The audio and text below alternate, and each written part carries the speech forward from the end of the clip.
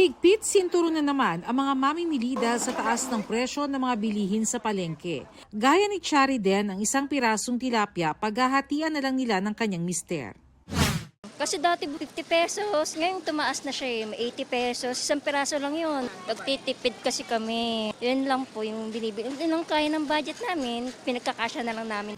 Binili ko pong gulay, isang sayote, tapos kalating repolyo, isang carrots, 1/4 lang na beans, 260 na. Sa monitoring ng Department of Agriculture, tumaas ang presyo ng isda gaya ng galunggong at bangus na umaabot ng hanggang 350 pesos per kilo.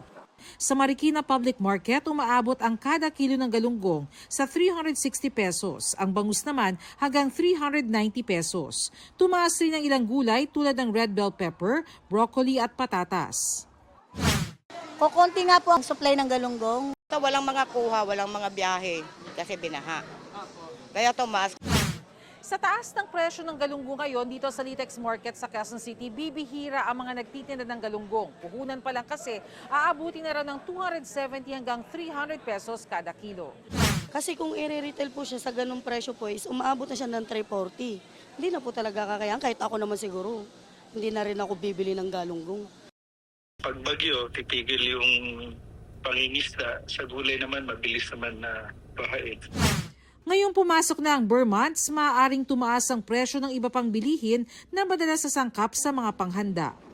Ang price pressure pagdating ng ganitong Burr months ay sa meat pa rin at saka sa eggs. Yan yung karamihan ng pressures. Sa Litex Market, Quezon City, tumaas na rin ang presyo ng baboy. Ang kasim at pige hanggang 340 pesos kada kilo, habang ang liempo naman nasa 380 pesos na per kilo. Medyo umangat na sila. Siguro dahil nga malapit ng Pasko, ganun naman every year eh. Tumaas na rin ang presyo ng kada tray ng itlog.